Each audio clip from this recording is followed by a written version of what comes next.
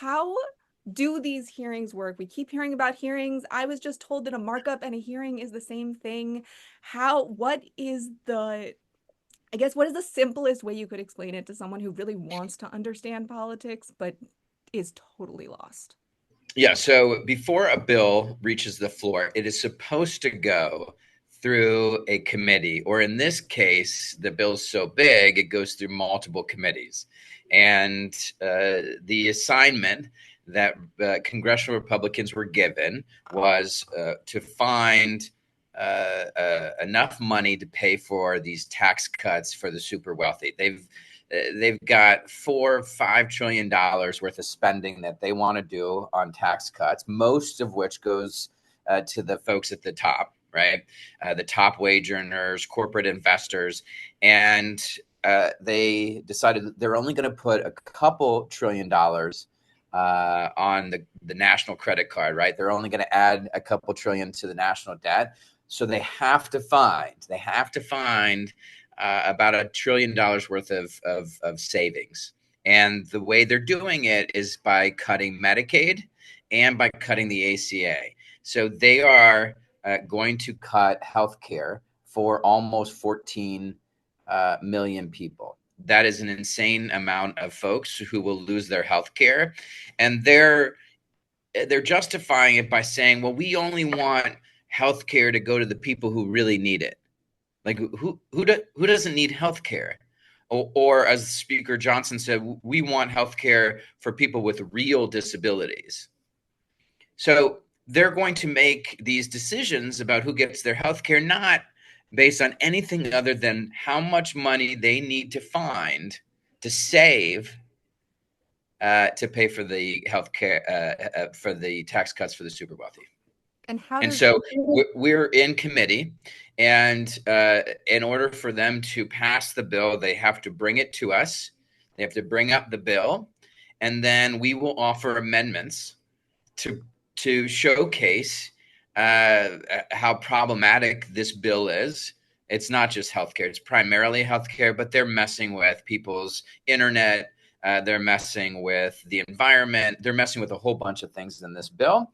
And so we will bring up these amendments. They'll vote the amendments down, and we will hold them in procedurally in that room for as long as we can, probably a day or two. I mean, 24 or 36 hours.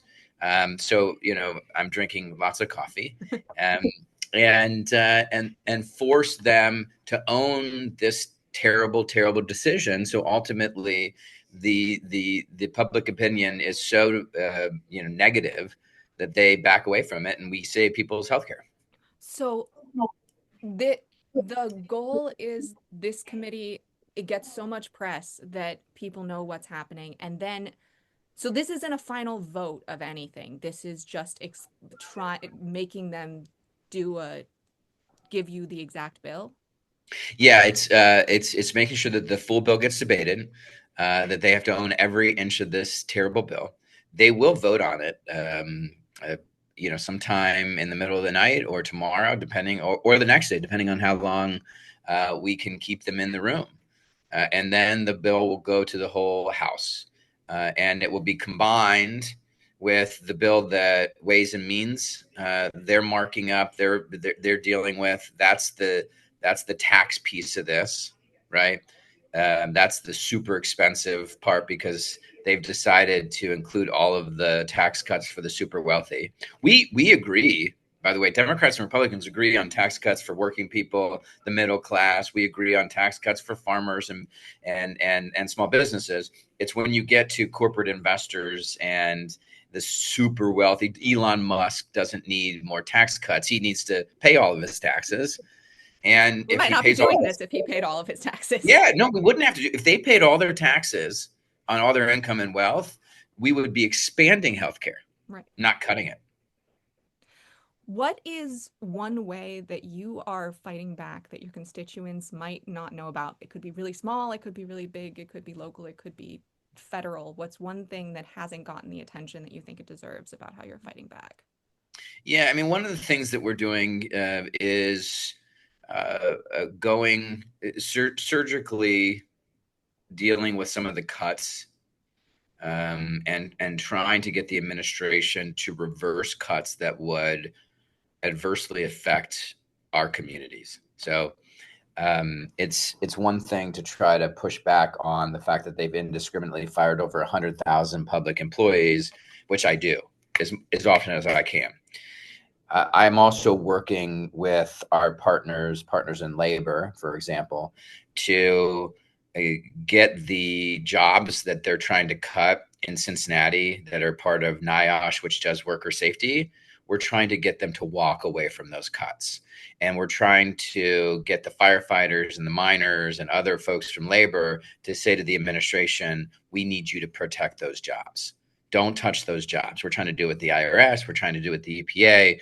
People don't really see that we saved this massively important database. They were going to kill this database that is tracking all of the stolen kids from Ukraine. Russia has stolen something like 35,000 children from Ukraine, and the only way to get them back is to negotiate and to be able to say, we know where the are, we know who the kids are, and our State Department was tracking those children using biometrics, satellites, satellite imaging, all of this stuff, and they killed the contract. DOJ killed the contract, and we worked. That was less behind the scenes. Like we went and got it published in the in the Washington Post, and it got picked up by the New York Times, and then we got the evangelical community, to really push on the administration. And they ultimately revived the contract and the database. And so we are going to now have that database be used to get those kids home. How did that start? Did that have to do with a letter, or how did, I'm sure you know what people are saying about the letters. Is there It did start with a letter. I mean, what you do is you say, look, what we were trying to do is say there's a bunch of Russian oligarchs who we now have proof have taken kids. Please add those Russian oligarchs to the sanctions list. As we were putting the list together, the database disappeared. It disappeared.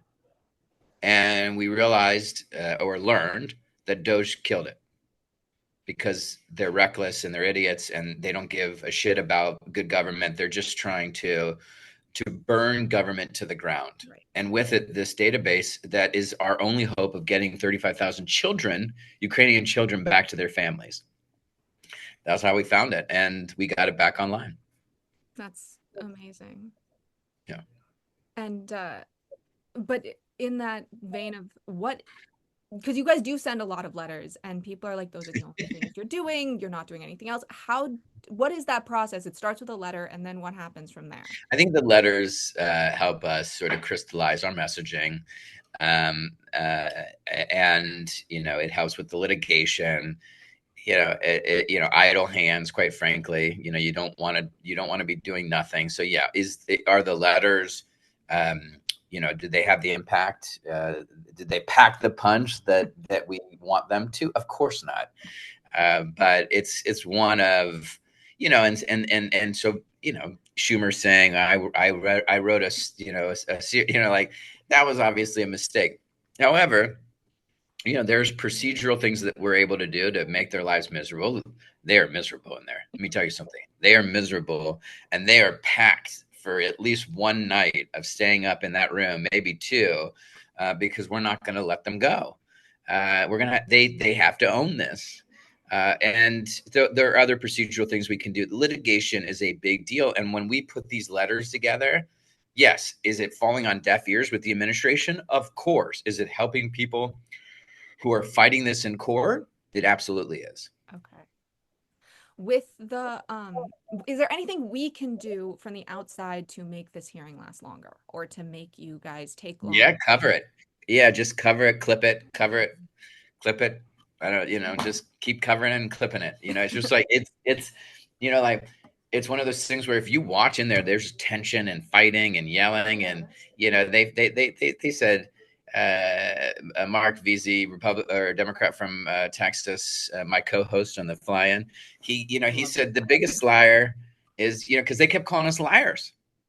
And then Veazey said, well, Trump's the biggest liar. And then they lost it. I mean, it was like somebody had said something mean about their mom. They literally lost it, and they said you can't say that about the president. And we were like, what are you talking about? They were like, you can't call him a liar. And me, VC's like, but he's lying. You just called us liars. Anyway, it's the conflict is good in terms of getting attention. Attention is good because people need to know that they're going to take away your health care. Yeah, it's the more that we can put attention on it, the more you guys can keep doing what you're doing. And Yeah. I'm sure you have to get going, so I just have one more question. Sure. What makes you hopeful right now? What is one thing that gives you hope, or what is one action that's happened, or local biggest whatever? There was a line around multiple corners of people here who depend on Medicaid, and they're here and they're not going anywhere. And this is not a fight over, what Democrats think or Republicans believe. It isn't. Like, they showed up because they know that somebody's trying to take away their lifeline, right? Like, their health care is a matter of life and death. And so they're here. And that gives me hope that if we did nothing, and we're going to fight this thing. But if we did nothing, they'd fight. Like, we're in this fight with them. Yeah, it's inspiring to see that. Is there arrests happening? I heard from someone that there are potential arrests happening. I think they've arrested at least 25 people.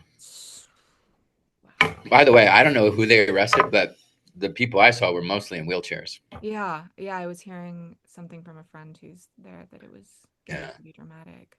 Also, just have them leave. I mean, whatever. Anyways, point is, don't take away people's health care, No. and